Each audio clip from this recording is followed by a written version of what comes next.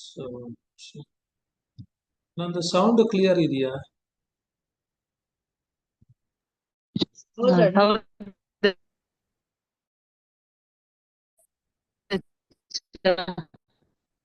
So ನಾವು ಕಳೆ ಸಾರಿ ದೇವರು ನೀತಿ ಸ್ವರೂಪನಾಗಿ ಯಾವ ತರ ನಾವು ಪಾಪ ಮಾಡಿದ್ರು ಕೂಡ ನಮ್ಮ ಪಾಪಗಳಿಗೆ ಕೊಡಬೇಕಾದಂತ ಶಿಕ್ಷೆಯನ್ನ ಕೊಡದೆ ಯಾವ ರೀತಿ ಸಹಿಸ್ಕೊಂಡಿದ್ದಾನೆ ಅಂತಕ್ಕಂಥ ಭಾಗವನ್ನ ಧ್ಯಾನ ಮಾಡ್ತಾ ಇದ್ವಿ. ಅದು ರೋಮಪುರದವರಿಗೆ ಬರೆದ ಪತ್ರಿಕೆ 26ನೇ ವಾಕ್ಯ, 3ನೇ ಅಧ್ಯಾಯದ 26ನೇ ವಾಕ್ಯ. ಇಲ್ಲಿ ನಾವು ನೋಡೋದೇ ಆದ್ರೆ, ದೇವರು ಕಾಲದ ಪಾಪಗಳನ್ನ ದಂಡಿಸದೆ ಸಹಿಸಿಕೊಂಡಿರಲಾಗಿ ತನ್ನ ನೀತಿಯನ್ನು ಈಗಿನ ಕಾಲದಲ್ಲಿ ಹೀಗೆ ತೋರಿಸಿ, ತಾನು ನೀತಿ ಸ್ವರೂಪನಾಗಿಯೂ ಯೇಸುವಿನಲ್ಲಿ ನಂಬಿಕೆ ಇಡುವವರನ್ನ ನೀತಿವಂತರೆಂದು ನಿರ್ಣಯಿಸುವವನಾಗಿಯೂ ಕಾಣಿಸಿಕೊಂಡಿದ್ದಾನೆ ಎಂಬುದಾಗಿ ದೇವರ ವಾಕ್ಯದಲ್ಲಿ ಅಪೊಸ್ತಲನಾದಂತಹ ಪೌಲನು ಹೇಳ್ತಾ ಇರ್ತಕ್ಕಂಥದ್ದು. ಸೊ ನಾವು ನೋಡಿದ್ದೇನು ಅಂತ ಹೇಳಿದ್ರೆ, ದೇವರು ಯಾವ ತರ ತನ್ನನ್ನ ತೋರ್ಪಡಿಸ್ಕೊಂಡಿದ್ದಾನೆ. ಯಾಕಂದ್ರೆ ಜನರ ಮನಸ್ಸಿನಲ್ಲಿ ದೇವರ ಬಗ್ಗೆ ಅನೇಕ ಐಡಿಯಾಗಳಿತ್ತು. ಆದ್ರೆ ಆ ಐಡಿಯಾಗಳೆಲ್ಲ ಎಷ್ಟು ಮಾತ್ರ ಸರಿ, ಎಷ್ಟು ಮಾತ್ರ ತಪ್ಪು ಎಂಬತಕ್ಕಂಥದ್ದನ್ನ ದೇವರೇ ತನ್ನನ್ನ ಪ್ರಕಟಪಡಿಸಿಕೊಂಡಾಗ, ಸೊ ಮನುಷ್ಯರು ಸತ್ಯವನ್ನ ತಿಳಿದುಕೊಳ್ಳೋದಕ್ಕೂ ಯಾವ್ಯಾವ ವಿಷಯಗಳಲ್ಲಿ ದೇವರ ಬಗ್ಗೆ ಅವರು ಕರೆಕ್ಷನ್ ಮಾಡ್ಕೊಳ್ಬೇಕು, ಆ ವಿಷಯಗಳಲ್ಲಿ ಕರೆಕ್ಷನ್ ಮಾಡ್ಕೊಳ್ಲಿಕ್ಕೂ ಕೂಡ ಇಲ್ಲಿ ದೇವರು ಒಂದು ಅವಕಾಶ ಕೊಟ್ಟಿರ್ತಕ್ಕಂಥದ್ದನ್ನ ನಾವು ನೋಡ್ತೀವಿ. ಸೊ ದೇವರು ಲಾಸ್ಟ್ ಟೈಮ್ ನಾವು ನೋಡಿದ ಹಾಗೆ ಒಂದು ಕಠಿಣ ಹೃದಯ ಇರ್ತಕ್ಕಂಥ ಒಬ್ಬ ದೇವರಲ್ಲ, ಒಬ್ಬ ಸ್ಟ್ರಿಕ್ಟ್ ಪೊಲೀಸ್ ಆಫೀಸರ್ ತರ ಅಥವಾ ಮಿಲಿಟರಿ ಆಫೀಸರ್ ತರ ತನ್ನ ಮಕ್ಕಳ ಹತ್ರ ಡೀಲ್ ಮಾಡ್ತಕ್ಕಂಥ ಒಬ್ಬ ದೇವರಂತೂ ಅಲ್ವೇ ಅಲ್ಲ. ಸೊ ದೇವರು ಬಹಳ ಸೌಮ್ಯ ವ್ಯಕ್ತಿ, ಪ್ರೀತಿ ಸ್ವರೂಪನು. ಸೊ ಈ ಲೋಕದಲ್ಲಿ ಇರ್ತಕ್ಕಂಥ ಎಲ್ಲಾ ತಂದೆಗಳಿಗಿಂತ ಹೆಚ್ಚಾಗಿ ತನ್ನ ಮಕ್ಕಳಾಗಿರ್ತಕ್ಕಂಥ ಮನುಷ್ಯರನ್ನ ಪ್ರೀತಿಸುವಂತ ಒಬ್ಬ ವ್ಯಕ್ತಿ ಎಂಬುದಾಗಿ ನಾವಿಲ್ಲಿ ಇದ್ರ ಮೂಲಕ ನಾವು ನೋಡಿದ್ವಿ.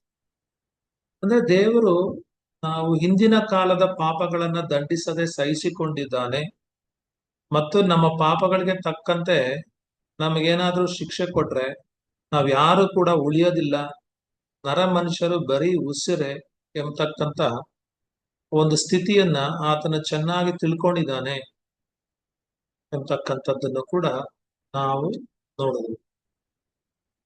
ಆದ್ರೆ ನಮ್ಮ ತಂದೆಯಾದಂತ ದೇವರಾಗಿರ್ತಕ್ಕಂಥ ಕರ್ತನೆಗೆ ವಿರುದ್ಧವಾಗಿ ನಾವು ಪಾಪ ಮಾಡ್ತಾ ಇದ್ರು, ಆತನ ಎಷ್ಟೆಲ್ಲ ಅವಮಾನ ಪಡಿಸ್ತಾ ಇದ್ರು, ಆತನಿಗೆ ನೋವನ್ನ ಉಂಟು ಮಾಡ್ತಾ ಇದ್ರು, ಅವಿಧೇಯತೆಯನ್ನ ತೋರಿಸ್ತಾ ಇದ್ರು, ಅವೆಲ್ಲವುಗಳನ್ನ ದೇವರು ಸಹಿಸ್ಕೊಂಡಿದ್ದಾನೆ. ಆ ಅಪರಾಧಗಳಿಗೆ, ಆ ಪಾಪಗಳಿಗೆ ತಕ್ಕಂತೆ ನಮ್ಗೆ ಶಿಕ್ಷೆಯನ್ನ ಕೊಟ್ಟಿಲ್ಲ ಎಂಬತಕ್ಕಂಥದ್ದನ್ನ ಕೂಡ ನಾವು ದೇವರು 100% ಅಂದ್ರೆ 100% ನೀತಿವಂತನಾಗಿದ್ದಾನೆ. ಆತನಲ್ಲಿ ಅನೀತಿ ಏನು ಇಲ್ಲ ಎಂಬತಕ್ಕಂಥದ್ದನ್ನು ನಾವು ಯೇಸುವಿನಲ್ಲಿ ನಂಬಿಕೆ ಇಡ್ತಕ್ಕಂಥವ್ರನ್ನ ಆತನ ಯಾವ ರೀತಿ ನೀತಿವಂತರನ್ನಾಗಿ ಮಾಡ್ತಾನೆ ಎಂಬತಕ್ಕಂಥದ್ದನ್ನು ನಾವು ಅದರ ಒಂದು ಅಡಿಸ್ಥಾನದಲ್ಲಿ ನಾವು 27ನೇ ವಚನವನ್ನ ಓದೋದೇ ಆದ್ರೆ, 27ನೇ ವಚನದಲ್ಲಿ ಅಪೊಸ್ತಲನಾದ ಪೌಲನು ಹೇಳ್ತಕ್ಕಂಥದ್ದು ಏನು ಅಂತ ಹೇಳಿದ್ರೆ, 27ನೇ ವಚನದಲ್ಲಿ, ಹಾಗಾದರೆ ಹೊಗಳಿಕೊಳ್ಳುವುದಕ್ಕೆ ಆಸ್ಪದವೆಲ್ಲಿ, ಹೊಗಳಿಕೊಳ್ಳುವುದಕ್ಕೆ ಆಸ್ಪದ ಎಲ್ಲಿ, ಅವಕಾಶ ಎಲ್ಲಿ? ಅದೂ ಇಲ್ಲದೆ ಹೋಯಿತು. ಯಾವ ಪ್ರಮಾಣದಿಂದ ಕರ್ಮ ಮಾರ್ಗವನ್ನ ಅನುಸರಿಸುವುದರಿಂದಲೋ ಅಲ್ಲ, ವಿಶ್ವಾಸ ಮಾರ್ಗವನ್ನ ಅನುಸರಿಸುವುದರಿಂದಲೇ ಎಂಬುದಾಗಿ ಇಲ್ಲಿ ಹೇಳ್ತಾ ಇರ್ತಕ್ಕಂಥ. ಅಂದ್ರೆ ಇಲ್ಲಿ ಹೊಗಳಿಕೊಳ್ಳೋದಕ್ಕೆ ಯಾರಿಗೂ ಆಸ್ಪದ ಇಲ್ಲ ಎಂಬುದಾಗಿ ಅಪೊಸ್ತಲನಾದಂತ ಪೌಲನು ಹೇಳಿದ ನಂತರ ಇಲ್ಲಿ 2 ಪ್ರಮಾಣದ ಬಗ್ಗೆ ಮಾತಾಡ್ತಾ ಇರ್ತಕ್ಕಂಥ, 2 ಮಾರ್ಗಗಳ ಬಗ್ಗೆ ಮಾತಾಡ್ತಾ ಇರ್ತಕ್ಕಂಥ. ಯಾವುದು ಅಂತ ಹೇಳಿದ್ರೆ, ಒಂದು ಕರ್ಮ ಮಾರ್ಗ, ಇನ್ನೊಂದು ವಿಶ್ವಾಸ ಮಾರ್ಗ.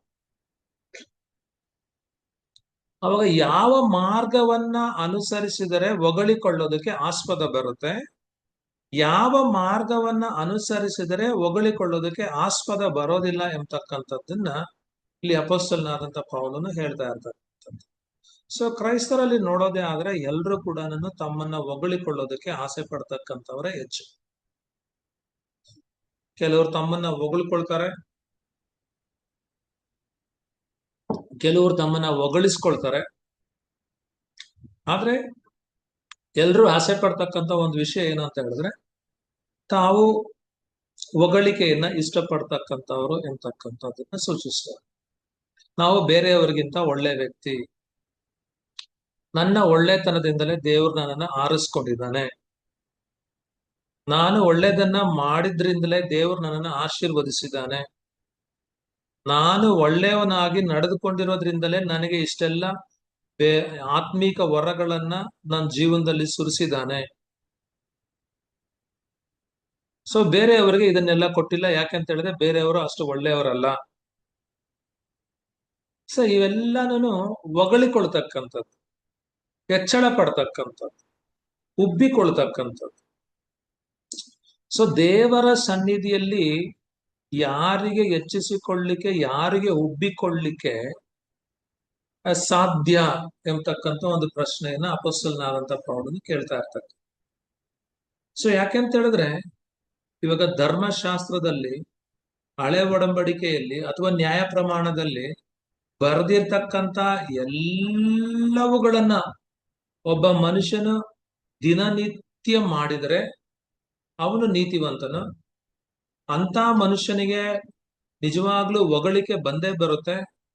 ಆದ್ರೆ ಆ ಹೊಗಳಿಕೆ ಬರುವಂತದ್ದು ಎಲ್ಲಿಂದ ಅಂತ ಕೇಳೋದೇ ಆದ್ರೆ, ಅವನು ಮಾಡಿದಂತ ಕೆಲಸಗಳ ಮೂಲಕ, ಕ್ರಿಯೆಗಳ ಮೂಲಕ, ಕರ್ಮದ ಮೂಲಕ ಅವನಿಗೆ ಹೊಗಳಿಕೆ ಬರುತ್ತೆ. ಸೊ ಅದು ಕರ್ಮ ಮಾರ್ಗದ ಮೂಲಕ ನೀತಿವಂತರಾಗ್ತಕ್ಕಂಥದ್ದು. ಅಂದ್ರೆ ಒಬ್ಬ ವ್ಯಕ್ತಿ ತನ್ನ ಶಕ್ತಿ ಮೂಲಕ, ತನ್ನ ಒಂದು ಸಾಮರ್ಥ್ಯದ ಮೂಲಕ, ಸೊ ಒಂದು ತನ್ನಲ್ಲಿರ್ತಕ್ಕಂಥ ಒಂದು ಭಕ್ತಿಯ ಮೂಲಕ, ಕಟ್ಟುನಿಟ್ಟಾದಂತ ಶಿಸ್ತನ್ನ ಪಾಲಿಸುವುದರ ಮೂಲಕ, ಧರ್ಮಶಾಸ್ತ್ರದಲ್ಲಿ ಇರ್ತಕ್ಕಂಥ, ಮೋಶೆಯ ನ್ಯಾಯ ಪ್ರಮಾಣದಲ್ಲಿ ಇರ್ತಕ್ಕಂಥ ಎಲ್ಲವುಗಳನ್ನ ಆತನು ಪಾಲಿಸ್ತಕ್ಕಂಥದ್ದು, ಎಲ್ಲವುಗಳನ್ನ ಮಾಡ್ತಕ್ಕಂಥದ್ದು, ಎಲ್ಲವುಗಳನ್ನ ಕಾಪಾಡ್ಕೊಳ್ತಕ್ಕಂಥದ್ದು. ಸೊ ಅದು ಪ್ರತಿ ದಿವಸ ಕಾಪಾಡ್ಕೊಳ್ಬೇಕು. ಒಂದ್ ಚೂರು ಕೂಡ ಚಾಚು ತಪ್ಪಬಾರ್ದು, ಆ ಕಡೆ ಈ ಕಡೆ ಆಗ್ಬಾರ್ದು. ಸೊ ಅಂತ ವ್ಯಕ್ತಿ ಏನಾದ್ರೂ ಆ ರೀತಿ ಜೀವನ ಮಾಡೋದೇ ಆದ್ರೆ ಅವನಿಗೆ ಬರ್ತಕ್ಕಂಥ ಹೊಗಳಿಕೆ ಕ್ರಿಯೆಯ ಮೂಲಕ ಬರ್ತಕ್ಕಂಥದ್ದು. ಯಾಕಂದ್ರೆ ಬೇರೆ ಯಾರು ಕೂಡ ಅಂತ ಕೆಲಸನ ಮಾಡಿಲ್ಲ, ಅದು ಮಾಡೋದು ಕೂಡ ಕಷ್ಟ. ಸೊ ಅಂತವ್ರಿಗೆ, ಅಂದ್ರೆ ಆ ಕೆಲಸಗಳನ್ನ ಮಾಡಿದವರಿಗೆ ಹೊಗಳಿಕೆ ಬರುತ್ತೆ, ಮಾಡದೇ ಇರ್ತಕ್ಕಂಥವರಿಗೆ ತೆಗಳಿಕೆ ಬರುತ್ತೆ. ಸೊ ಅದನ್ನ ಇಲ್ಲಿ ಅಪೊಸ್ತಲನಾದಂತ ಪೌಲನು ಹೇಳ್ತಾ ಇರ್ತಾರೆ. ಏನು ಅಂತ ಹೇಳಿದ್ರೆ, ಹೊಗಳಿಕೆಯಿಂದ ಯಾವುದೇ ಪ್ರಯೋಜನ ಇಲ್ಲ. ಯಾಕೆಂದ್ರೆ ಯಾರೆಲ್ಲ ಯಥಾರ್ಥವಾಗಿ ಕ್ರೈಸ್ತರಾಗಿದ್ದಾರೋ ಅವರ ಜೀವನದಲ್ಲಿ, ಕ್ರಿಸ್ತಿಯ ಜೀವನದಲ್ಲಿ ಹೊಗಳಿಕೊಳ್ಳುವುದಕ್ಕೆ ಆಸ್ಪದನೇ ಇಲ್ಲ ಎಂಬುದಾಗಿ ಇಲ್ಲಿ ಹೇಳ್ತಾ ಇರ್ತಾರೆ. ಸೊ ಅದಕ್ಕೆ ನಾವು ಯಾರು ಕೂಡ ಯಾವುದೇ ವಿಷಯದಲ್ಲಾಗಿರ್ಬೋದು, ನಾವು ಹೆಚ್ಚಳ ಪಡೋದಕ್ಕೆ, ಉಬ್ಬಿಕೊಳ್ಳೋದಕ್ಕೆ, ಹೊಗಳಿಕೊಳ್ಳೋದಕ್ಕೆ ಒಬ್ಬ ವಿಶ್ವಾಸಿಯ ಜೀವನದಲ್ಲಿ ಆಸ್ಪದನೇ ಇಲ್ವಂತೆ, ಅವಕಾಶನೇ ಇಲ್ವಂತೆ, ಚಾನ್ಸೇ ಇಲ್ವಂತೆ. ಸೊ ಯಾಕೆ ಅಂತ ಹೇಳಿದ್ರೆ, ನೀವು ರೋಮಪುರದವರಿಗೆ 3:20 ನೋಡೋದೇ ಆದ್ರೆ 3:20 ಹೇಳ್ತಕ್ಕಂಥ ಮಾತೇನು ಅಂತ ಹೇಳಿದ್ರೆ, ಯಾಕೆಂದರೆ ಯಾವನಾದರೂ ನೇಮ ನಿಷ್ಠೆಗಳನ್ನ ಅನುಸರಿಸಿ ದೇವರ ಸನ್ನಿಧಿಯಲ್ಲಿ ನೀತಿವಂತರೆಂದು ನಿರ್ಣಯಿಸಲ್ಪಡುವುದಿಲ್ಲ. ಯಾರೇ ಆಗಿರ್ಲಿ, ಅವರು ನಿಯಮಗಳನ್ನ, ನಿಷ್ಠೆಗಳನ್ನ, ಆಚಾರಗಳನ್ನ, ವಿಚಾರಗಳನ್ನ ಪಾಲನೆ ಮಾಡೋದರ ಮೂಲಕವಾಗಿ ದೇವರ ಸನ್ನಿಧಿಯಲ್ಲಿ ನೀತಿವಂತರಾಗ್ತಾರೆ ಎಂಬುದಾಗಿ ತಿಳ್ಕೊಳ್ಳೋದೇ ಆದ್ರೆ ಅದು ಸುಳ್ಳು. ಆ ರೀತಿ ದೇವರ ಸನ್ನಿಧಿಯಲ್ಲಿ ನೀತಿವಂತರಾಗೋದಕ್ಕೆ ಸಾಧ್ಯನೇ ಇಲ್ಲ. ಅದನ್ನ ಇಲ್ಲಿ ಅಪೊಸ್ತಲನಾದಂತ ಪೌಲನು ಹೇಳ್ತಾ ಇರ್ತಾರೆ. ಬೈಬಲ್ ಬಹಳ ಕ್ಲಿಯರ್ ಆಗಿ ಹೇಳ್ತಕ್ಕಂಥದ್ದು, ಅಥವಾ ಪೌಲನ ಕ್ಲಿಯರ್ ಆಗಿ ಹೇಳ್ತಕ್ಕಂಥದ್ದು ಏನು ಅಂತ ಹೇಳಿದ್ರೆ, ಈ ಗಲಾತ್ಯದವರಿಗೆ ಬರೆದ ಪತ್ರಿಕೆ, ಗಲಾತ್ಯದವರಿಗೆ ಬರೆದ ಪತ್ರಿಕೆ 2ನೇ ಅಧ್ಯಾಯ 21ನೇ ವಾಕ್ಯದಲ್ಲಿ, ಕರ್ಮ ಮಾರ್ಗದಿಂದ ನೀತಿಯುಂಟಾಗೋದೇ ಆದ್ರೆ ಕ್ರಿಸ್ತನು ಮರಣ ಹೊಂದಿದ್ದಕ್ಕೆ ಕಾರಣನೇ ಇಲ್ಲ. ನೋಡ್ರಿ, ಕ್ರಿಯೆಗಳ ಮೂಲಕವಾಗಿ, ಕರ್ಮದ ಮೂಲಕವಾಗಿ, ಕೆಲವು ಒಳ್ಳೆ ಕೆಲಸಗಳನ್ನ ಮಾಡೋದರ ಮೂಲಕವಾಗಿ ಒಬ್ಬ ಮನುಷ್ಯನು ನೀತಿವಂತನಾಗೋದೇ ಆದ್ರೆ, ಒಬ್ಬ ಮನುಷ್ಯನು ರಕ್ಷಣೆ ಹೊಂದೋದೇ ಆದ್ರೆ, ಅವನ ಕ್ರಿಯೆಗಳ ಮೂಲಕ ಒಬ್ಬನಿಗೆ ಪಾಪ ಕ್ಷಮಾಪಣೆ ದೊರೆಯೋದೇ ಆದ್ರೆ, ಕ್ರಿಸ್ತನು ಮರಣ ಹೊಂದಿದ್ದಕ್ಕೆ ಯಾವುದೇ ಕಾರಣ ಇಲ್ಲ ಅಂತ. ಕ್ರಿಸ್ತನು ಮರಣ ಹೊಂದಿದ್ದಕ್ಕೆ ಯಾವ್ದು ಪ್ರಯೋಜನ ಇಲ್ಲ ಅಂತ.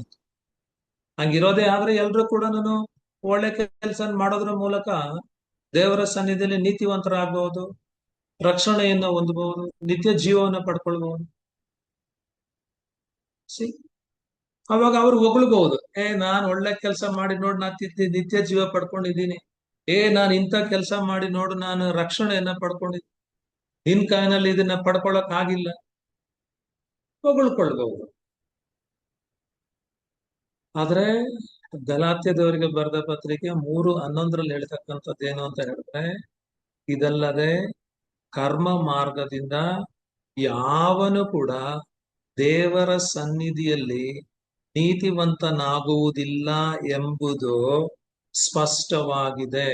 ನೋಡ್ರಿ, ಕರ್ಮ ಮಾರ್ಗದ ಮೂಲಕ, ಕ್ರಿಯೆಯ ಮೂಲಕ, ಒಳ್ಳೆ ಕೆಲಸಗಳನ್ನ ಮಾಡೋದ್ರ ಮೂಲಕ ಯಾರಾದ್ರೂ ನಾನ್ ದೇವರ ಸನ್ನಿಧಿಯಲ್ಲಿ ನೀತಿವಂತನಾಗಿ ನಾನು ನಿಲ್ತೀನಿ ಅಂದ್ರೆ, ನನ್ನ ಕ್ರಿಯೆಗಳ ಮೂಲಕ, ಒಳ್ಳೆ ಕೆಲಸಗಳ ಮೂಲಕ ನಾನು ದೇವರ ಸನ್ನಿಧಿಯಲ್ಲಿ ನೀತಿವಂತನಾಗಿ ನಿಲ್ತೇನೆ ಅಂತ ಹೇಳಿದ್ರೆ ಅದು ಸಾಧ್ಯನೇ ಇಲ್ಲ ಎಂಬುದಾಗಿ ದೇವರ ವಾಕ್ಯ ಹೇಳ್ತಾ ಇರ್ತದೆ.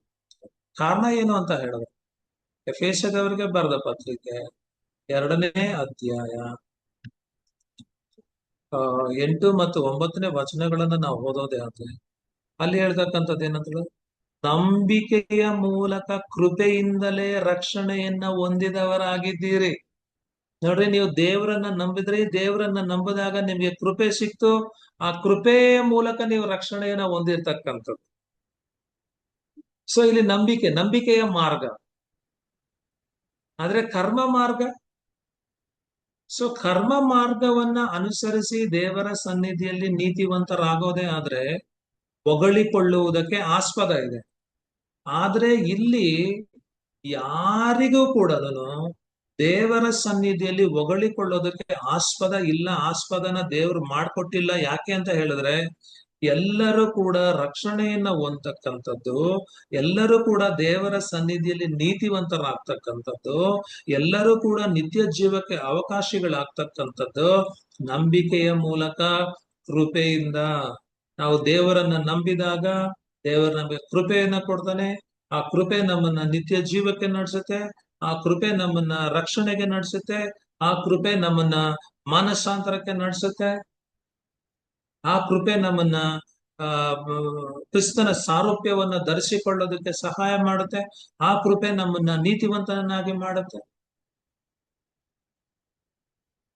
ಅದೇ ಇಲ್ಲಿ ಹೇಳ್ದ, ನಂಬಿಕೆಯ ಮೂಲಕ ಕೃಪೆಯಿಂದಲೇ ರಕ್ಷಣೆಯನ್ನ ಹೊಂದಿದವರಾಗಿದ್ದೀರಿ ಅಂತ ಹೇಳಿದ್ಮೇಲೆ ನೆಕ್ಸ್ಟ್ ಹೇಳೋದು, ಆ ರಕ್ಷಣೆ ನಿಮ್ಮಿಂದ ಉಂಟಾದದ್ದಲ್ಲ, ಆ ರಕ್ಷಣೆ ಮನುಷ್ಯನಿಂದ ಉಂಟಾದದ್ದಲ್ಲ, ಅವನ ಒಳ್ಳೆ ಕ್ರಿಯೆಗಳಿಂದ ಉಂಟಾದದ್ದಲ್ಲ.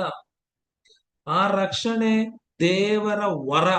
ಅಂದ್ರೆ ದೇವರ ವರ ಅಂತ ಹೇಳಿದ್ರೆ ಆ ರಕ್ಷಣೆ ದೇವರ ಒಂದು gift, free gift. Free gift ಅಂತ ಹೇಳಿದ್ರೆ ಉಚಿತವಾದಂತ ಒಂದು ಗಿಫ್ಟ್ ಅದು.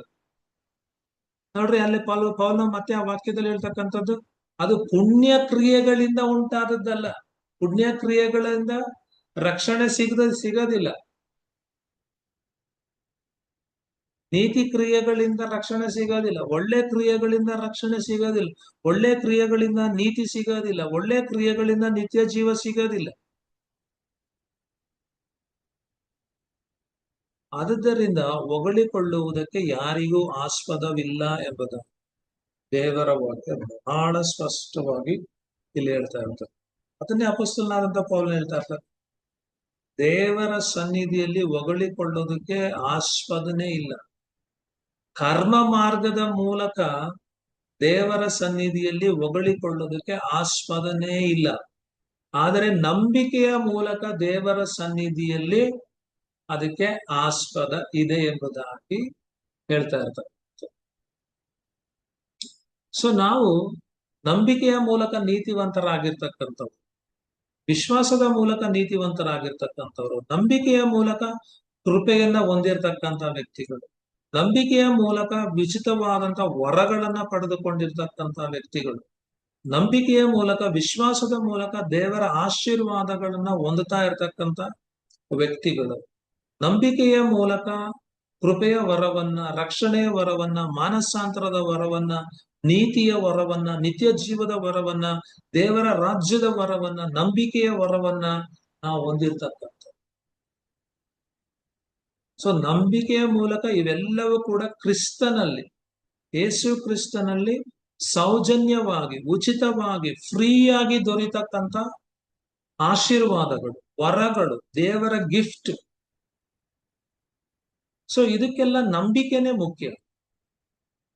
ಸೊ ಆಗಿರೋದೇ ಆದ್ರೆ ಹೊಗಳಿಕೊಳ್ಳೋದಕ್ಕೆ ಯಾರಿಗೂ ಆಸ್ಪದ ಇಲ್ಲ ಎಂಬುದಾಗಿ ಇಲ್ಲಿ ಹೇಳ್ತಾ ಇರ್ತಾರೆ. ಅವಾಗ ಇಲ್ಲಿ ಹೇಳೋದೇನು ಅಂತ ಹೇಳಿದ್ರೆ, ಒಬ್ಬ ಕ್ರೈಸ್ತ ವಿಶ್ವಾಸಿ ಯಾರಾದ್ರೂ ಇರೋದೇ ಆದ್ರೆ, ಆತನು ರಕ್ಷಣೆ ಹೊಂದಿರ್ತಕ್ಕಂಥ ವಿಶ್ವಾಸಿ ಆಗಿರೋದೇ ಆದ್ರೆ, ಒಂದು ಕಾರ್ಯವನ್ನ ನೆನಪಿನಲ್ಲಿ ಇಟ್ಕೊಳ್ಬೇಕು. ಆ ರಕ್ಷಣೆ ಹೊಂದಿರ್ತಕ್ಕಂಥ ವಿಶ್ವಾಸಿಯ ಜೀವನದಲ್ಲಿ ಹೊಗಳಿಕೊಳ್ಳೋದಕ್ಕೆ ಏನು ಇಲ್ಲ.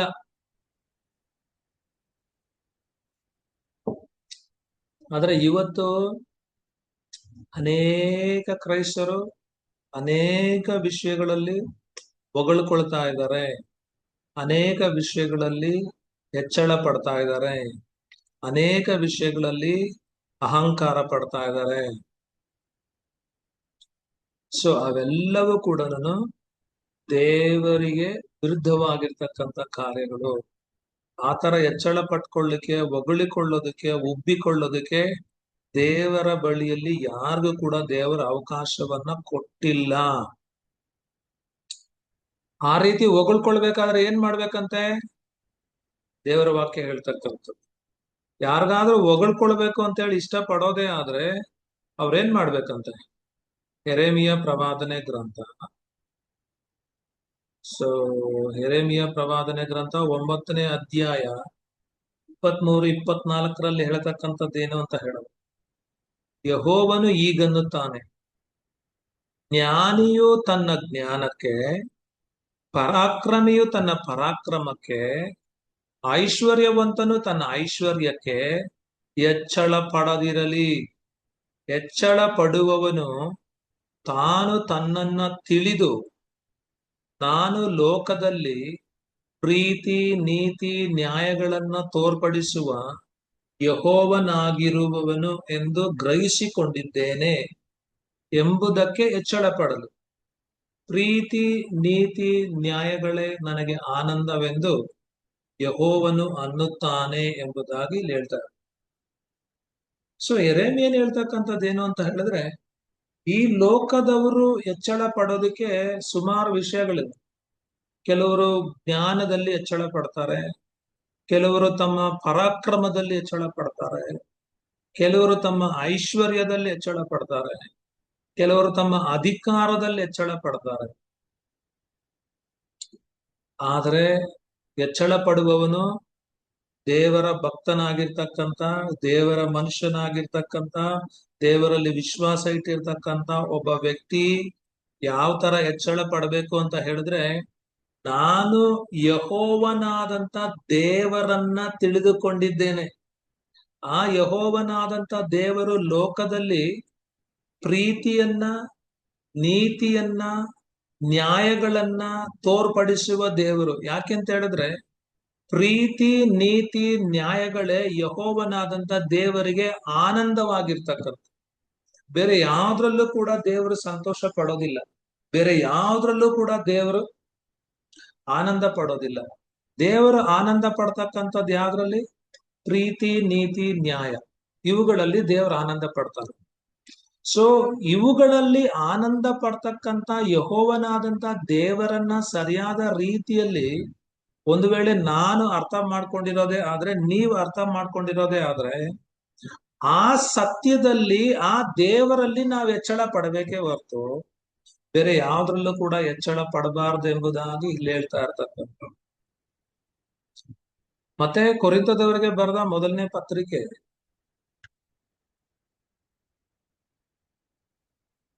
2ನೇ ಅಧ್ಯಾಯ 30-31 ವಚನಗಳನ್ನ ನಾವು ನೋಡೋದೆ.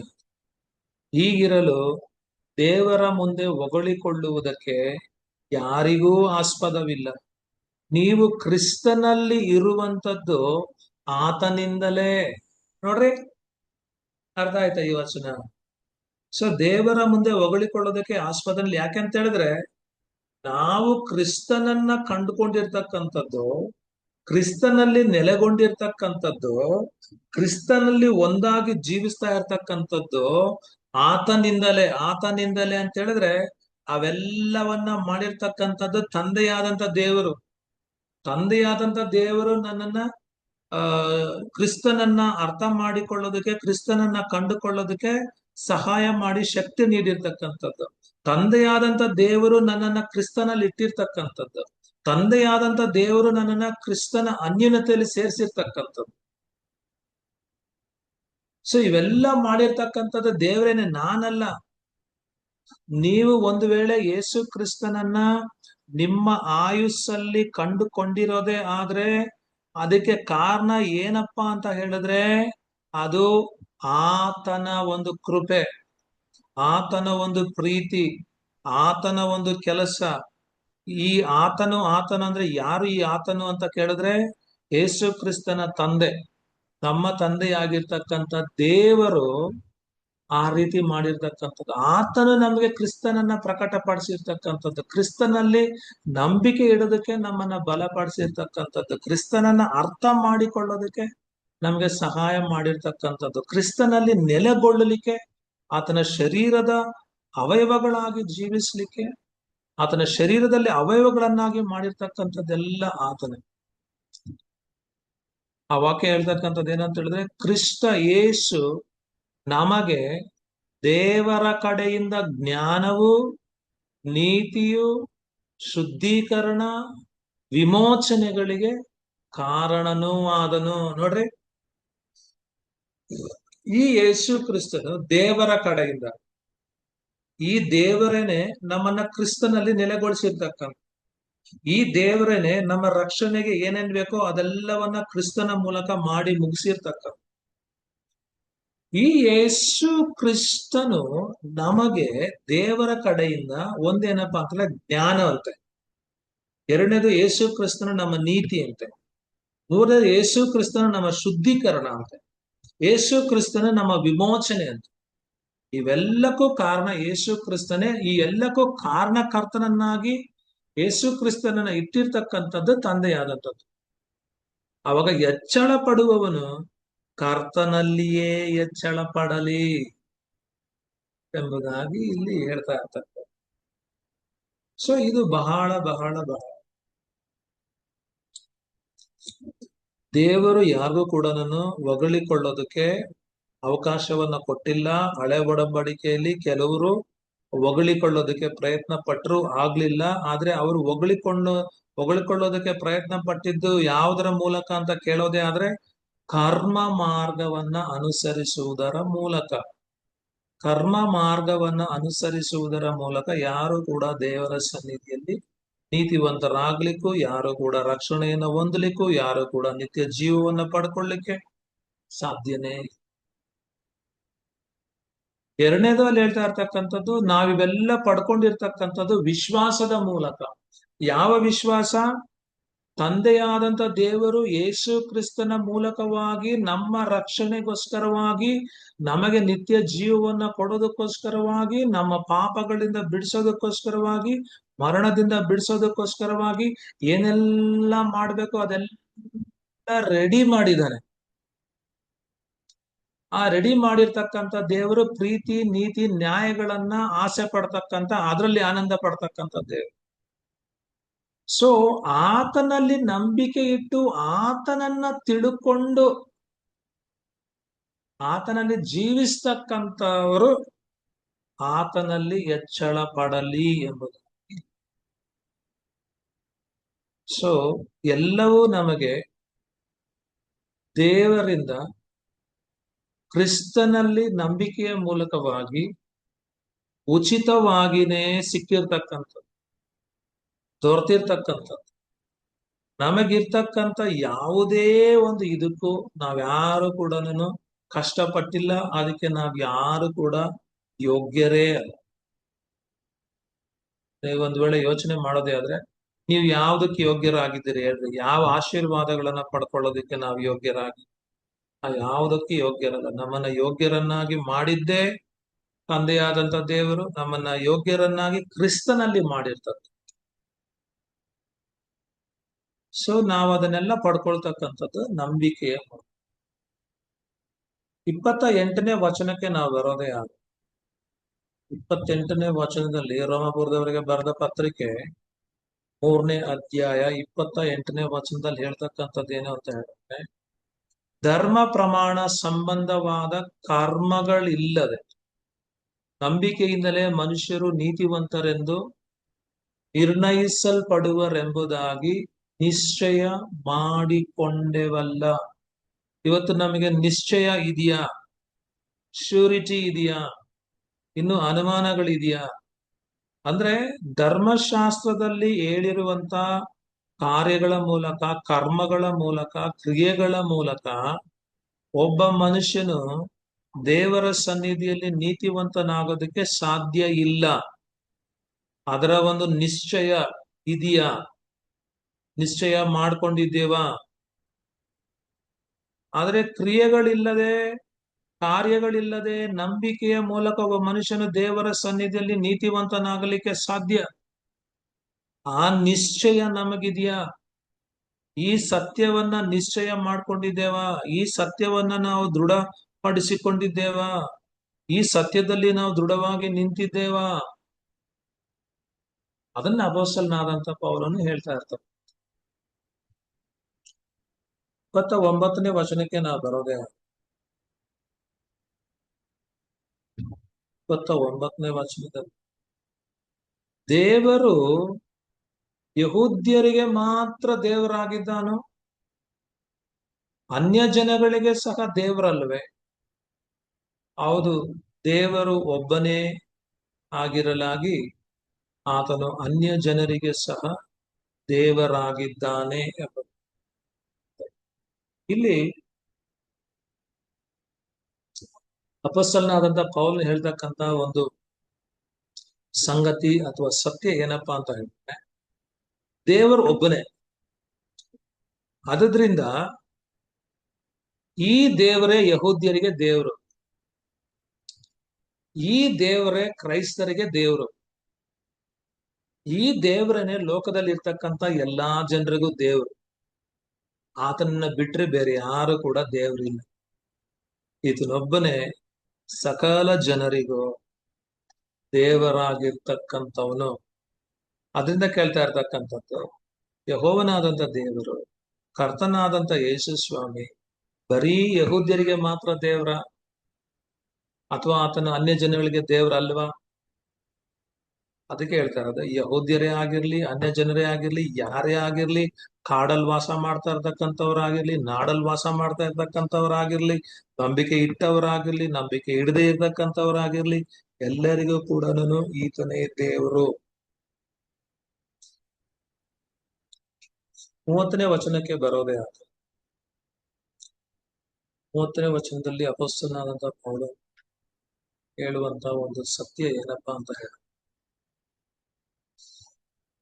ಸುನ್ನತಿ, ಆತನು ಸುನ್ನತಿಯವರನ್ನ ನೀತಿವಂತರೆಂದು ನಿರ್ಣಯಿಸುವುದಕ್ಕೆ ಅವರ ನಂಬಿಕೆಯೇ ಆಧಾರ. ಸುನ್ನತಿ ಇಲ್ಲದವರನ್ನು ಹಾಗೆಯೇ ನಿರ್ಣಯಿಸುವುದಕ್ಕೆ ನಂಬಿಕೆಯೇ ಆಧಾರ. ಸೊ ನೋಡ್ರಿ, ಇಲ್ಲಿ ಸುನ್ನತಿ ಮಾಡಿಸಿಕೊಂಡವರ ಬಗ್ಗೆ, ಸುನ್ನತಿ ಇಲ್ಲದೆ ಇರ್ತಕ್ಕಂಥವರ ಬಗ್ಗೆ ಮಾತಾಡ್ತಾರೆ.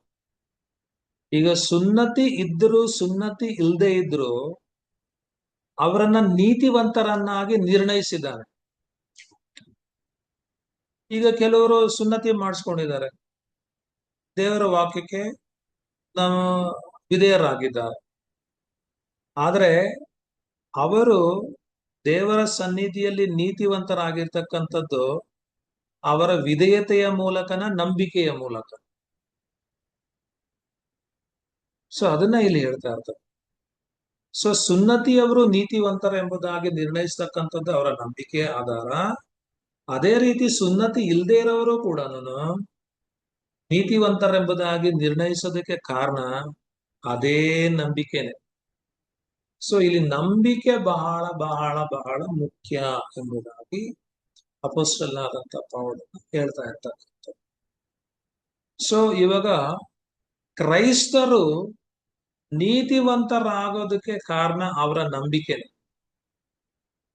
ಆದ್ರೆ ಕ್ರೈಸ್ತರ ಅಲ್ಲದೆ ಇರ್ತಕ್ಕಂಥ ವ್ಯಕ್ತಿಗಳು ಕೂಡ ನೀತಿವಂತರಾಗೋದಕ್ಕೆ ಕಾರಣ ಯಾವುದು ಅಂತ ಹೇಳಿದ್ರೆ ಅದೇ ನಂಬಿಕೆನೆ.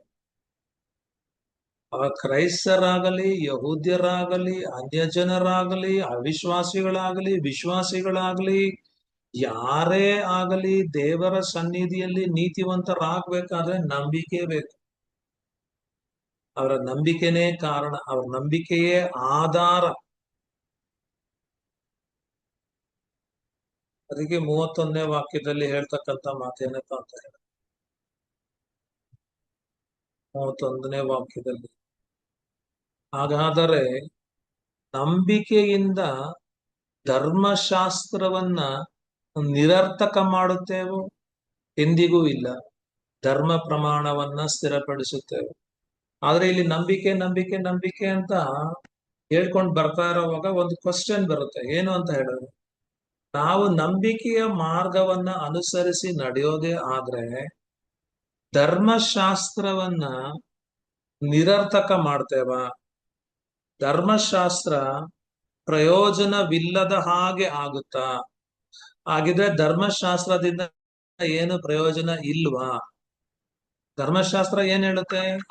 ನೀನ್ ಇದನ್ನ ಮಾಡಿದ್ರೆ ನಿನಗೆ ಆಶೀರ್ವಾದ, ನಿನಗಿದು ಮಾಡಿಲ್ಲ ಅಂತ ಹೇಳಿದ್ರೆ ನಿನಗೆ ಆಶೀರ್ವಾದ ಇಲ್ಲ. ಸೊ ಧರ್ಮಶಾಸ್ತ್ರದಲ್ಲಿ ಹೇಳಿರ್ತಕ್ಕಂಥದ್ದೆಲ್ಲವನ್ನ ಪಾಲನೆ ಮಾಡಿದ್ರೆ ನೀನ್ ನೀತಿವಂತ, ಪಾಲನೆ ಮಾಡಿಲ್ಲ ಅಂತ ಹೇಳಿದ್ರೆ ನೀತಿವಂತನಾಗೋದು. ಅವಾಗ ನನ್ನನ್ನ ಧರ್ಮಶಾಸ್ತ್ರ ನೀತಿವಂತನನ್ನಾಗಿ ಮಾಡೋದಕ್ಕೆ ಅದ್ರ ಕೈನಲ್ಲಿ ಆಗ್ತಾ ಇಲ್ಲ. ಧರ್ಮಶಾಸ್ತ್ರ ನನಗೆ ರಕ್ಷಣೆಯನ್ನ ಕೊಡೋದಕ್ಕೆ ಆಗ್ತಾ ಇಲ್ಲ. ಧರ್ಮಶಾಸ್ತ್ರ ನನ್ನನ್ನ ಪಾಪದ ಶಕ್ತಿಯಿಂದ ಬಿಡಿಸ್ಲಿಕ್ಕೆ ಅದ್ರ ಕೈನಲ್ಲಿ ಆಗ್ತಾ ಇಲ್ಲ. ಧರ್ಮಶಾಸ್ತ್ರ ನನಗೆ ನಿತ್ಯ ಜೀವವನ್ನ ಕೊಡೋದಕ್ಕೆ ಆಗ್ತಾ ಇಲ್ಲ. ಆದ್ರಿಂದ ಧರ್ಮಶಾಸ್ತ್ರ ನಿರರ್ಥಕನ. ಆದ್ರಿಂದ ಧರ್ಮ ಪ್ರಮಾಣದಿಂದ, ಧರ್ಮಶಾಸ್ತ್ರದಿಂದ ಯಾವುದೇ ಪ್ರಯೋಜನ ಇಲ್ವಾ ಅಂತ ಹೇಳಿ ಒಂದು ಕ್ವಶನ್.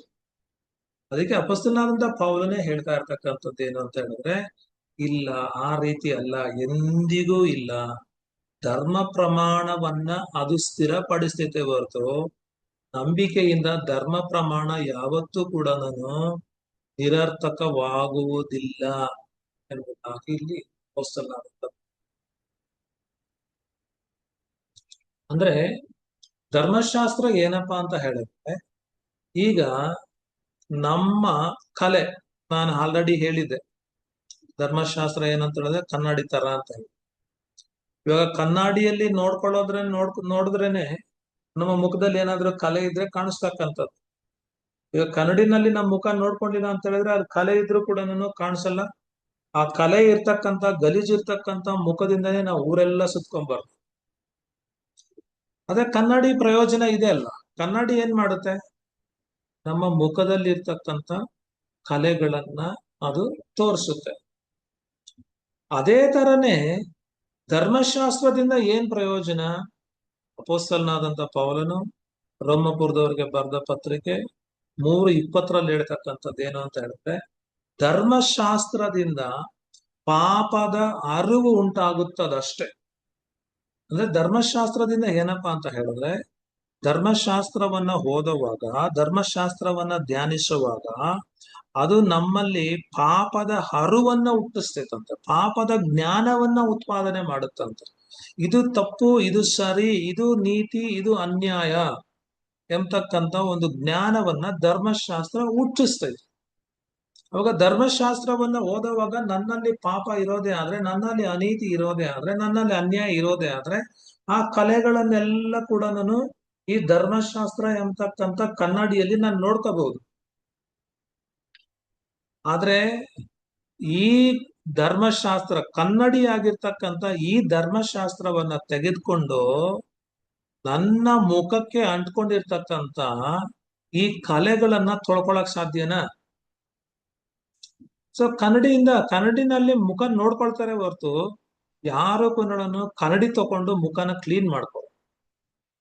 ಅದೇ ರೀತಿ ಧರ್ಮಶಾಸ್ತ್ರದ ಮೂಲಕ ನಮಗೆ ಪಾಪದ ಅರಿವು ಉಂಟಾಗುತ್ತೆ ಹೊರತು ಧರ್ಮಶಾಸ್ತ್ರವನ್ನ ತೆಗೆದುಕೊಂಡು ನಮ್ಮ ಪಾಪಗಳನ್ನ ತೊಳೆದುಕೊಳ್ಳಿಕ್ಕೋ, ಪಾಪಗಳಿಂದ ರಕ್ಷಣೆಯನ್ನು ಹೊಂದಲಿಕ್ಕೋ ಸಾಧ್ಯ ಇಲ್ಲ.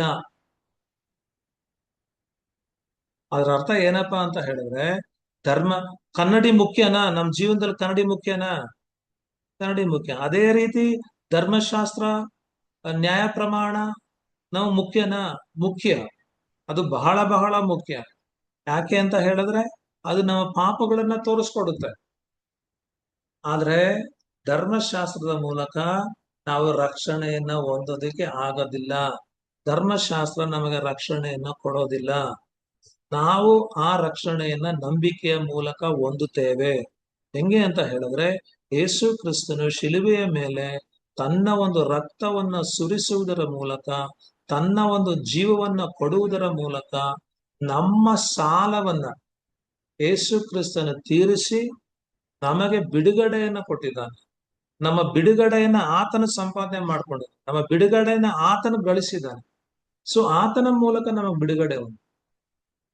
ಸೊ ಅದಕ್ಕೇನೆ ಅನ್ಯ ಜನರು ಅಂದ್ರೆ ಕ್ರೈಸ್ತರಲ್ಲದೆ ಇರ್ತಕ್ಕಂಥವ್ರು, ಯಹೂದ್ಯರಲ್ಲದೆ ಇರ್ತಕ್ಕಂಥ ಅನ್ಯ ಜನರು ಅಂತ ಹೇಳಿದ್ರೆ ಒಬ್ಬ ಪಾಪಿ ಯೇಸು ಕ್ರಿಸ್ತನ ಬಳಿಗೆ ಬಂದು, ಕರ್ತನೆ,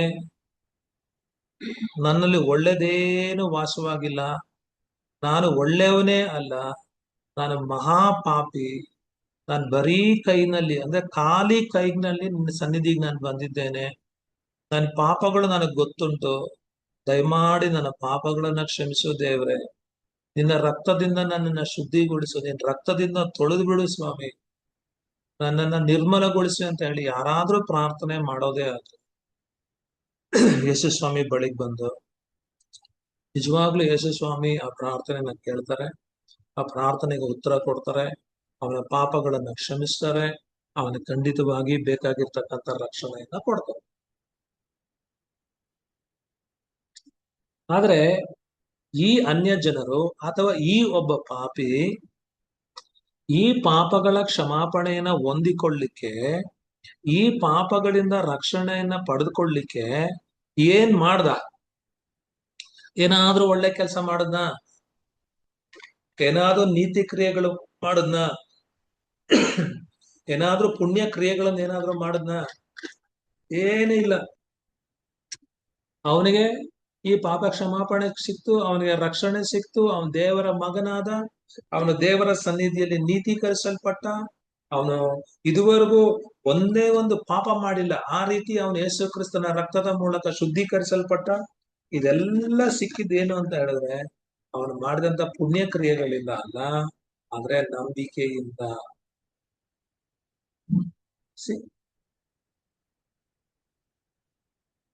ಸೊ ಯೇಸು ಕ್ರಿಸ್ತ ನನ್ನ ಪಾಪಗಳನ್ನ ಕ್ಷಮಿಸಿದ, ತನ್ನ ರಕ್ತದಿಂದ ತೊಳೆದ, ಅವನ ಶುದ್ಧಿ ಮಾಡದ. ಇದೆಲ್ಲ ಕೂಡ ಫ್ರೀ ಆಗಿ ಉಚಿತವಾಗಿ ಅವನಿಗೆ ಸಿಕ್ತು. ಅದೇ ರೀತಿ ಅನ್ಯ ಜನರು ಅಥವಾ ಪಾಪಿಗಳು ಯಾವ ರೀತಿ ಪಾಪ ಕ್ಷಮಾಪಣೆಯನ್ನ ರಕ್ಷಣೆಯನ್ನ ಹೊಂದಿದ್ರೋ ಅದೇ ರೀತಿನೇ ಕ್ರೈಸ್ತರು, ಅದೇ ರೀತಿನೇ ಯಹೂದ್ಯರು ಕೂಡ ತಮ್ಮ ಪಾಪಗಳಿಂದ ಕ್ಷಮಾಪಣೆಯನ್ನ, ಪಾಪಗಳಿಂದ ಬಿಡುಗಡೆಯನ್ನ, ರಕ್ಷಣೆಯನ್ನ ಹೊಂದಿಕೊಳ್ಳೋದಕ್ಕೆ ಸಾಧ್ಯ. ಇದನ್ನ ಬಿಟ್ರೆ ಬೇರೆ ಮಾರ್ಗನೇ ಇಲ್ಲ. ನಂಬಿಕೆಯೇ ಮಾರ್ಗ. ಸೊ ನಾವು ನೇಮ ನಿಷ್ಠೆಗಳನ್ನ ಅನುಸರಿಸೋದ್ರಿಂದ ನಾವು ರಕ್ಷಣೆಯನ್ನ ಹೊಂದ್ತೀವಿ ಅಂತ ಹೇಳೋದಕ್ಕೆ ಸಾಧ್ಯ ಇಲ್ಲ. ನೇಮ ನಿಷ್ಠೆಗಳನ್ನ ಅನುಸರದೇ ಇರ್ತಕ್ಕಂಥವ್ರು ಯಾರು ಕೂಡ ರಕ್ಷಣೆ ಹೊಂದೋದೇ ಇಲ್ಲ ಎಂಬುದಾಗಿ ಹೇಳೋದಕ್ಕೆ ಸಾಧ್ಯ ಇಲ್ಲ. ನಾವು ನೇಮ ನಿಷ್ಠೆಗಳನ್ನ ಅನುಸರಿಸಿದ್ರು, ನೇಮ ನಿಷ್ಠೆಗಳನ್ನ ಅನುಸರಿಸದೆ ಹೋದ್ರು ನಾವು ರಕ್ಷಣೆ ಹೊಂದತಕ್ಕಂಥದ್ದು ನಂಬಿಕೆಯ ಮೂಲಕ. ಸೊ ಕರ್ಮ ಮಾರ್ಗದ ಮೂಲಕ ರಕ್ಷಣೆ ಹೊಂದೋದಕ್ಕೆ ಸಾಧ್ಯನೇ ಇಲ್ಲ. ಯಾಕೆ ಅಂತ ಹೇಳಿದ್ರೆ ಕ್ರೈಸ್ತರಾಗಿರ್ಬಹುದು, ಯಹೂದ್ಯರಾಗಿರ್ಬಹುದು, ಅನ್ಯ ಜನರಾಗಿರ್ಬಹುದು, ಕಾಡುಗಳಲ್ಲಿ ವಾಸ ಮಾಡ್ತಾ ಇರ್ತಕ್ಕಂಥ ಜನರೇ ಆಗಿರ್ಬಹುದು, ದೇವರ ವಾಕ್ಯ ಹೇಳೋದೇನು ಅಂತ ಹೇಳಿದ್ರೆ ಹೆಚ್ಚು ಕಡಿಮೆ ಏನು ಇಲ್ಲ, ಎಲ್ಲರೂ ಪಾಪ ಮಾಡಿ ಎಲ್ಲರೂ ದೇವರ ಮಹಿಮೆಯನ್ನ ಹೊಂದದೆ ಹೋಗಿದ್ದಾರೆ. ಎಲ್ಲರೂ ಕೂಡ ಯಾವುದೇ ಡಿಫ್ರೆನ್ಸ್ ಇಲ್ಲ, ದೇವರ ಮುಂದೆ ಎಲ್ರು ಒಂದೇ. ಎಲ್ರು ಒಂದೇ ಅಂದ್ರೆ ಎಲ್ಲರ ಪಾಪಿಗಳೇ. ಕ್ರೈಸ್ತನಾದ್ರೂ ಪಾಪಿನೇ, ಯಹೂದ್ಯನಾದ್ರೂ ಪಾಪಿನೇ, ಅನ್ಯ ಜನರಾದ್ರೂ ಪಾಪಿನೇ. ಅದೇ ರಕ್ಷಣೆ ಹೊಂದತಕ್ಕಂಥದ್ದು ಯಾವ ತರ ಅಂತ ಹೇಳಿದ್ರೆ ತಮ್ಮ ಪಾಪಗಳನ್ನ ಕ್ರಿಸ್ತನಲ್ಲಿ ಒಪ್ಪಿಕೊಂಡು ಹರಕೆ ಮಾಡುದು. ಅದರದ್ದು ಒಳ್ಳೆ ಒಂದು ಉದಾಹರಣೆನೆ ಈ ಲೂಕನ ಬರೆದ ಸುವಾರ್ತೆ 18ನೇ ಅಧ್ಯಾಯ 9ರಿಂದ 14ರವರೆಗೆ ಇರ್ತಕ್ಕಂಥ ವಚನಗಳಲ್ಲಿ ನಾವು ನೋಡ್ತಕ್ಕಂಥದ್ದು. ನಿಮ್ಮೆಲ್ರೂ ಕೂಡ ಗೊತ್ತಿರ್ತಕ್ಕಂಥ ಒಂದಿದೆ. ಏನು ಅಂತ ಹೇಳಿದ್ರೆ ಇಲ್ಲಿ ಪ್ರಾರ್ಥನೆ ಮಾಡ್ಬೇಕಂತ ಹೇಳಿ ಇಬ್ಬರು ಮನುಷ್ಯರು ದೇವಾಲಯಕ್ಕೆ ಹೋದರು. ಒಬ್ರು ಫರಿಸಾಯನು, ಒಬ್ಬನು ಸುಂಕದವನು ಎಂಬುದಾಗಿ ಇಲ್ಲಿ ಹೇಳ್ತಾರೆ. ಅಂದ್ರೆ ಇಲ್ಲಿ ಸೊ ಫರಿಸಾಯರು ಯಾರು? ಈ ಫರಿಸಾಯರು ಅಂತ ನೋಡೋದೇ ಆದ್ರೆ ಸೊ ಇವರು ಯಹೂದ್ಯರು ಇದಾರಲ್ಲ, ಅಥವಾ ಇಸ್ರಾಯೇಲ್ರು ಇದಾರಲ್ಲ, ಅವರ ಒಂದು ಧಾರ್ಮಿಕ ಗುಂಪುಗಳಲ್ಲಿ ಒಂದು ಗುಂಪಿದು. ಈ ಯಹೂದ್ಯರಲ್ಲಿ ಅನೇಕ ಗ್ರೂಪ್ಸ್ ಇದಾವೆ. ಆ ಗ್ರೂಪುಗಳಲ್ಲಿ ಇವರು ಒಂದು ಗ್ರೂಪ್. ಅಂದ್ರೆ ಇವರು ತುಂಬಾ ಪ್ರಭಾವಶಾಲಿಗಳಾಗಿರ್ತಕ್ಕಂಥ ಒಂದು ಗ್ರೂಪ್. ಸೊ ಆಗಿನ ಒಂದು ಟೈಮ್ನಲ್ಲಿ, ಯೇಸುಕ್ರಿಸ್ತನ ಟೈಮ್ನಲ್ಲಿ ಇವರ ವಿಶ್ವಾಸ ಹೆಂಗಿತ್ತಪ್ಪ ಅಂತ ಹೇಳಿದ್ರೆ ಇವರು ಈ ಪುನರುತ್ಥಾನವನ್ನು ನಂಬತಕ್ಕಂಥವ್ರು. ಅಂದ್ರೆ ಮರಣಾನಂತರ ಜೀವನದಲ್ಲಿ ನಂಬಿಕೆ ಇಟ್ಟಿರ್ತಕ್ಕಂಥವ್ರಾಗಿದ್ರು. ಎರಡನೇದೇನಪ್ಪಾ ಅಂತ ಹೇಳಿದ್ರೆ ಅವ ಮೆಸ್ಸಿಯನಿಗಾಗಿ ಕಾಯ್ತಾ ಇದ್ರು. ಭವಿಷ್ಯತ್ತಿನಲ್ಲಿ ಅವರನ್ನ ರಕ್ಷಿಸೋದಕ್ಕಾಗಿ, ಅವರ ಉದ್ಧಾರಕ್ಕಾಗಿ ಒಬ್ಬ ಮೆಸ್ಸಿಯನು ಬರ್ತಾನೆ ಎಂಬುದಾಗಿ ಅವರು ನಂಬಿದ್ರು. ಮತ್ತೆ ಇನ್ನೊಂದು ಏನು ಅಂತ ಹೇಳಿದ್ರೆ ನ್ಯಾಯ ಪ್ರಮಾಣ ಅಂತ ಹೇಳಿದ್ರೆ ಎರಡು ರೀತಿಯಲ್ಲಿ ಅವ್ರಿಗಿತ್ತು. ಒಂದು ಏನಂತ ಹೇಳಿದ್ರೆ ರಿಟರ್ನ್ ಲಾ. ರಿಟರ್ನ್ ಲಾ ಅಂತ ಹೇಳಿದ್ರೆ ಬರವಣಿಗೆಯ ರೂಪದಲ್ಲಿ ಇರ್ತಕ್ಕಂಥ ನ್ಯಾಯ ಪ್ರಮಾಣ, ಧರ್ಮಶಾಸ್ತ್ರ. ಇನ್ನೊಂದು ಏನಪ್ಪಾ ಅಂತ ಹೇಳಿದ್ರೆ ಓರಲ್ ಲಾ. ಓರಲ್ ಲಾ ಅಂತ ಹೇಳಿದ್ರೆ ಬರೀ ಮಾತಿನ ರೂಪದಲ್ಲಿ ಇರ್ತಕ್ಕಂಥದ್ದು, ಮೌಖಿಕ ರೂಪದಲ್ಲಿ ಇರ್ತಕ್ಕಂಥದ್ದು, ಲಿಖಿತ ರೂಪದಲ್ಲಿ ಇಲ್ಲದೆ ಇರ್ತಕ್ಕಂಥ ಒಂದು ನ್ಯಾಯ ಪ್ರಮಾಣ. ಇವಾಗ ಇವ್ರು ಏನಪ್ಪಾ ಅಂತ ಹೇಳಿದ್ರೆ ಈ ಲಿಖಿತ ರೂಪದಲ್ಲಿ ಇರ್ತಕ್ಕಂಥ ನ್ಯಾಯ ಪ್ರಮಾಣ ಇದೆಯಲ್ಲ, ಅದನ್ನ ಬಹಳ ಕೇರ್ಫುಲ್ ಆಗಿ ಅವ್ರು ಓದ್ತಾ ಇದ್ರು. ಓದ್ಬಿಟ್ಟು ಆ ನ್ಯಾಯ ಪ್ರಮಾಣವನ್ನ ಪ್ರತಿ ದಿವಸ ಮನುಷ್ಯನು ಅಳವಡಿಸ್ಕೊಡ್ಬೇಕಾದ್ರೆ ಅದಕ್ಕೆ ಬೇರೆ ಏನೆಲ್ಲ ಬೇಕು, ಅದನ್ನ ಯಾವ ರೀತಿ ಒಬ್ಬ ಮನುಷ್ಯನು ತನ್ನ ನಿಜ ಜೀವನದಲ್ಲಿ ಅದನ್ನ ಪ್ರಾಕ್ಟೀಸ್ ಮಾಡ್ಬೇಕು, ಅದಕ್ಕೆ ಬೇರೆ ಕೆಲವೊಂದನ್ನ ಅವರು ಸೇರಿಸ್ತಾ ಇದ್ರು. ಅದು ಇವ್ರ ಕೆಲಸ.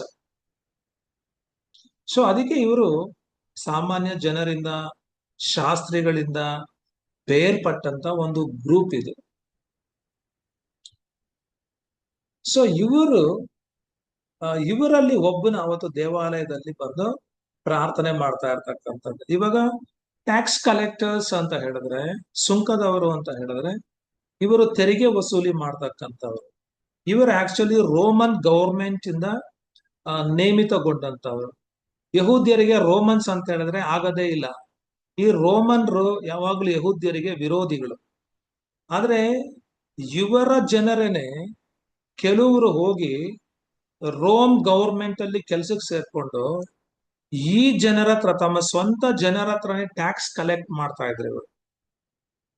ಇವರು ಕೂಡ ಯಹೂದ್ಯರೇನೆ. ಈ ಟ್ಯಾಕ್ಸ್ ಕಲೆಕ್ಟರ್ಸ್, ಸುಂಕದವರು ಕೂಡ ಯಹೂದ್ಯರೇ. ಆದ್ರೆ ಇವರು ಗೌರ್ಮೆಂಟ್ ಜೊತೆನಲ್ಲಿ ಸೇರ್ಕೊಂಡ್ರಲ್ಲ, ಗೌರ್ಮೆಂಟ್ಗಾಗಿ ಕೆಲಸ ಮಾಡ್ತಾ ಇದ್ರಲ್ಲ, ಅದಕ್ಕೆ ಬೇರೆ ಯಹೂದ್ಯರೆಲ್ಲ ಇವರನ್ನ ಶತ್ರುಗಳನ್ನಾಗಿ ನೋಡ್ತಾ ಇದ್ರು, ಇವರನ್ನ ದ್ವೇಷಿಸ್ತಾ ಇದ್ರು, ಇವರು ಪಾಪಿಗಳು ಅಂತ ಹೇಳಿ ಅವ್ರು ಪರಿಗಣಿಸ್ತಾ ಇದ್ರು.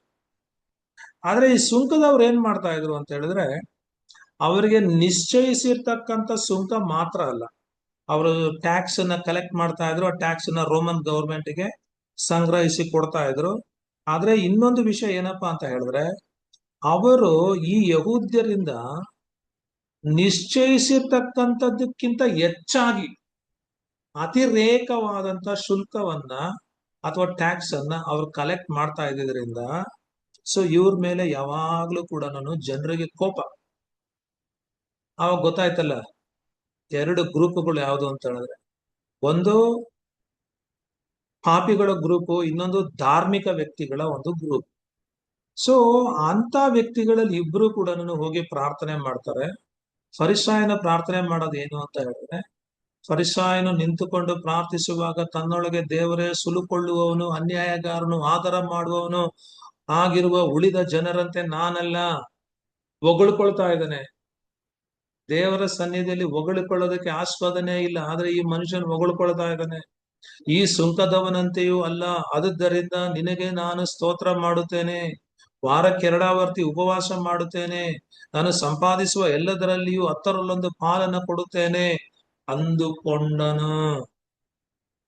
ನೋಡ್ರಿ, ದೇವರ ಸನ್ನಿಧಿಯಲ್ಲಿ ಹೊಗಳಿಕೊಳ್ಳೋದಕ್ಕೆ ಎಷ್ಟೆಲ್ಲ ಆಸ್ಪದ ಇದೆ. ಅವಾಗ ಇವನು ಬೇರೆಯವರಿಗಿಂತ ನೀತಿವಂತನು. ಆದ್ರೆ ದೇವರ ದೃಷ್ಟಿನಲ್ಲಿ ಈತನು ಇಷ್ಟೆಲ್ಲಾ ಕ್ರಿಯೆಗಳನ್ನ ಮಾಡಿದಾನೆ. ಏನೇನು, ಅವನು ಒಂದೇನಪ್ಪಾ ಅಂತ ಹೇಳಿದ್ರೆ ನಿಂತ್ಕೊಂಡು ಪ್ರಾರ್ಥನೆ ಮಾಡ್ತಾ ಇದ್ದಾನೆ. ಮತ್ತೆ ಅವನು ಯಾರ ಹತ್ರನು ಸುಲ್ಕೊಳ್ಳೋನಲ್ಲ, ಅನ್ಯಾಯಗಾರನಲ್ಲ, ಆದರ ಮಾಡುವವನಲ್ಲ, ವ್ಯಭಿಚಾರ ಮಾಡುವವನಲ್ಲ, ಉಳಿದ ಜನರಂತೆ ಅವನಲ್ಲ, ತುಂಬಾ ವ್ಯತ್ಯಾಸವಾಗಿರ್ತಕ್ಕಂಥವನು. ಸುಂಕದವರಂತೆ ಅವನೇನು ಅನ್ಯಾಯ ಮಾಡ್ತಾ ಇಲ್ಲ. ವಾರಕ್ಕೆ 2 ಆವರ್ತಿ ಉಪವಾಸ ಮಾಡ್ತಾನೆ.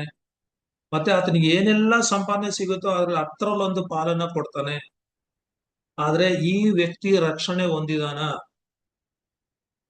ಈ ವ್ಯಕ್ತಿಗೆ ನಿತ್ಯ ಜೀವ ಸಿಗುತ್ತಾ? ಈ ವ್ಯಕ್ತಿ ಹೊಸದಾಗಿ ಹುಟ್ಟಿದಾನ? ರಕ್ಷಣೆ ಹೊಂದಿದಾನ? ದೇವರು ಇವನನ್ನ ನೀತಿವಂತನು ಅಂತ ಹೇಳಿ ನಿರ್ಣಯಿಸಿದಾನ? ಇಲ್ಲ. ಯಾಕೆಂತ ಹೇಳಿದ್ರೆ, ಇವನ ಕ್ರಿಯೆಗಳಿದೆಯಲ್ಲ, ಇವನು ಹೆಚ್ಚಳ ಪಡ್ತಾ ಇರ್ತಕ್ಕಂಥದ್ದು, ನಂಬಿಕೆ ಇಟ್ಟಿರ್ತಕ್ಕಂಥದ್ದು ಕರ್ಮ ಮಾರ್ಗದಲ್ಲಿ, ಅವನ ಕ್ರಿಯೆಗಳಲ್ಲಿ. ಆದ್ರೆ ಸುಂಕದವನು ಬರ್ತಾನೆ. ಸುಂಕದವನು 13ನೇ ವಾಕ್ಯದಲ್ಲಿ ನಾವು ನೋಡೋದೇ ಆದ್ರೆ, 13-14ರಲ್ಲಿ ಅವನು ಪ್ರಾರ್ಥನೆ ಮಾಡ್ತಕ್ಕಂಥದ್ದು ಏನು ಅಂತ ಹೇಳಿದ್ರೆ, ಸುಂಕದವನು ದೂರದಲ್ಲಿ ನಿಂತು ಆಕಾಶದ ಕಡೆಗೆ ಕಣ್ಣೆತ್ತಿ ನೋಡುವುದಕ್ಕೋ ಮನಸ್ಸಿಲ್ಲದೆ ಎದೆಯನ್ನು ಬಡ್ಕೊಳ್ಳುತ್ತಾ, ದೇವರೇ, ಪಾಪಿಯಾದ ನನ್ನನ್ನ ಕರುಣಿಸು ಅಂದನು. ಅಲ್ಲಿ 14ನೇ ವಾಕ್ಯದಲ್ಲಿ ಹೇಳ್ತಕ್ಕಂಥದ್ದು ಏನಂತ ಹೇಳಿದ್ರೆ, ಇವನು ನೀತಿವಂತನೆಂದು ನಿರ್ಣಯಿಸಲ್ಪಟ್ಟವನಾಗಿ ಮನೆಗೆ ಹೋದನು. ನೋಡ್ರಿ, ಟ್ಯಾಕ್ಸ್ ಕಲೆಕ್ಟರ್ ಲೋಕದಲ್ಲಿ ಪಾಪಿ, ಅವನ್ ಶತ್ರು, ಅವನ ವಿರೋಧಿಗಳಿಗೆ ಕೆಲಸ ಮಾಡ್ತಾ ಇರ್ತಕ್ಕಂಥವನು. ಆದ್ರೆ ಇವನ್ ದೇವ್ರ ಸನ್ನಿಧಿಗೆ ಬಂದಾಗ ಹೊಗಳ್ಕೊಳ್ಳೋದಕ್ಕೆ ಏನು ಆಸ್ಪದನೆ ಇಲ್ಲ. ಅವನ್ ಹೇಳ್ತಾ ಇರ್ತಕ್ಕಂಥದ್ದು ಇಷ್ಟನೇ, ದೂರದಲ್ಲಿ ನಿಂತ್ಕೊಂಡಿದ್ದಾನೆ, ತಲೆ ಎತ್ತಕ್ಕೂ ಕೂಡ ಅವನಿಗೆ ಮನ್ಸಿಲ್ಲ, ಎದೆಯನ್ನ ಬಡ್ಕೊಳ್ತಾ ಇದ್ದಾನೆ. ಆತನ ಮಾಡೋ ಪ್ರಾರ್ಥನೆ ಇಷ್ಟೇನೆ, ದೇವ್ರೆ, ಪಾಪಿಯಾದ ನನ್ನನ್ನ ನೀನು ಕರುಣಿಸು. ಆದ್ರೆ ಆ ವಾಕ್ಯ ಹೇಳೋದೇನಂತ ಹೇಳಿದ್ರೆ, ಅವನು ನೀತೀಕರಿಸಲ್ಪಟ್ಟವನಾಗಿ, ನೀತಿವಂತನೆಂದು ನಿರ್ಣಯಿಸಲ್ಪಟ್ಟವನಾಗಿ ದೇವರ ಸನ್ನಿಧಿಯಿಂದ ಅವನು ಹೋದನು. ಫರಿಸಾಯನು ಹಾಗೆ ಹೋಗಲಿಲ್ಲ. ಸೊ ಅದರಿಂದ ಪ್ರಿಯ ದೇವಜನರೇ, ನಾನು ಇಲ್ಲಿ ನನ್ನ ಮಾತುಗಳನ್ನ ನಿಲ್ಲಿಸ್ತೇನೆ. ಸೊ ಏನಪ್ಪಾ ಅಂತ ಹೇಳಿದ್ರೆ, ನಾವು ಯಾವ್ದ್ರಲ್ಲಿ ಹೆಚ್ಚಳ ಪಡ್ತಾ ಇದ್ದೀವಿ, ನಾವು ಯಾವುದನ್ನ ಆಶ್ರಯಿಸಿಕೊಂಡಿದ್ದೀವಿ, ಯಾವ ಮಾರ್ಗದಲ್ಲಿ ಹೋಗ್ತಾ ಇದ್ದೀವಿ ಎಂಬತಕ್ಕಂಥದ್ದು ಬಹಳ ಬಹಳ ಬಹಳ. 2 ಮಾರ್ಗ ಉಂಟು, ಕರ್ಮ ಮಾರ್ಗ, ವಿಶ್ವಾಸ ಮಾರ್ಗ.